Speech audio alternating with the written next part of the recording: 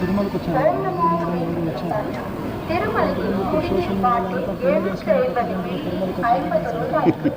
ఇదేం లేదు సార్, నేను మాదిరి తిరుపతికి రావటం చాలాసార్లు వచ్చాను. ఇది ఈరోజు కూడా రావటం జరిగింది. బ్రహ్మోత్సవాల సందర్భంగా రావటం జరిగింది. మేము రావటం అన్నది నిజమే కాదనట్లేదు. కానీ వివాహం ఇదంతా రాంగ్ సార్. ఇప్పుడు స్వామివారి దగ్గర కూర్చొని మాట్లాడుతున్నాం కదా. మేము వచ్చింది స్వామివారి దర్శనం కోసం. మా కుటుంబ వ్యవహారం ఒకటి ఉంది. మా కుటుంబంలో గత 2 ఏళ్లుగా గొడవలు జరుగుతున్నాయి. ఆ విషయాన్ని నేను చాలా కూలంకషంగా ప్రజలందరికీ కూడా వాస్తవాలన్నీ కూడా నేను తెలియజేశాను. మరి జరిగినటువంటి ఈ కుటుంబ విభేదాల్లో నా ఆస్తులన్నీ కూడా నా కుటుంబ సభ్యులకి రాసేశాను. మా భార్యకి, పిల్లలకి. పాపకి పెద్ద పాప డాక్టర్ అయింది. ఆ పాప కూడా వివాహం ఘనంగా చేశాను. రెండో పాప కూడా MBBS పూర్తి చేసుకుంది. ఆ పాపకి PG చదివించాలి, పెళ్లి చేయాలి. బాధ్యతలన్నీ నాపైనే ఉన్నాయి.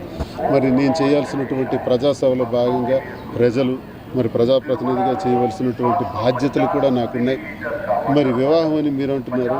మా మధ్య ఉన్నటువంటి గొడవలు ఆల్రెడీ కోర్టులోకి వెళ్ళాయి. కోర్టులో ఇంకా తీర్పు రావాలి.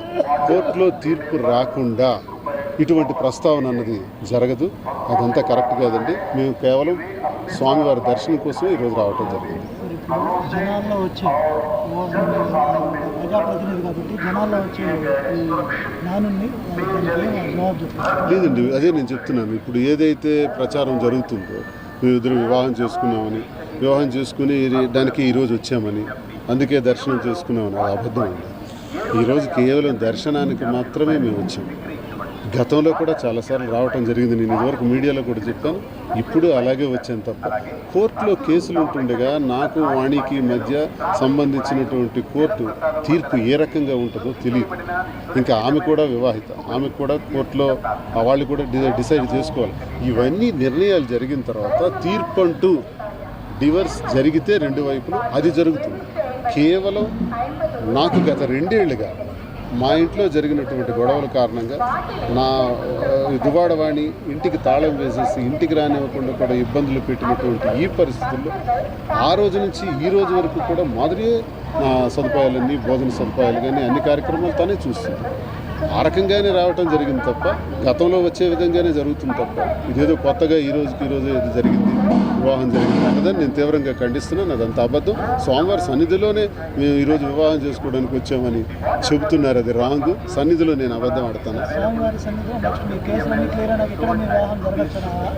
కేసులన్నీ క్లియర్ అయిన తర్వాత తీర్పు ఆమె ఇప్పుడు డివర్స్కి వెళ్ళాం. వాణి నేను తను కూడా నా మీద డొమెస్టిక్ వైలెన్స్ పిటిషన్స్ వేశారు. నేను డివర్స్ పిటిషన్ వేశాను. ఆ తీర్పు ఎన్నాళ్ళు అవుతుందో చూడాలి. కోర్టులో తీర్పు వచ్చిన తర్వాత అలాగే ఆమె కూడా వివాహిత కాబట్టి వాళ్ళ భర్తకి వాళ్ళకి మధ్య డిస్ప్యూట్స్ ఉన్నాయి. ఆ డిస్ప్యూట్స్లో ఆమెది కూడా క్లియర్ అవ్వాలి. ఇవన్నీ క్లియర్ అయిన తర్వాత స్వామివారి నిర్ణయం ఎలా ఉంటుందో అన్నీ నేను స్వామి వాళ్ళకి భక్తుడిని. నేను మా ఇంటి ఇలవేల్పు వెంకన్న స్వామి. సో వెంకన్న స్వామి ఆ నిర్ణయాలన్నీ చేస్తాడు. ఆయన ఎలా ముందుకు తీసుకెళ్తే అలాగే జరుగుతుంది.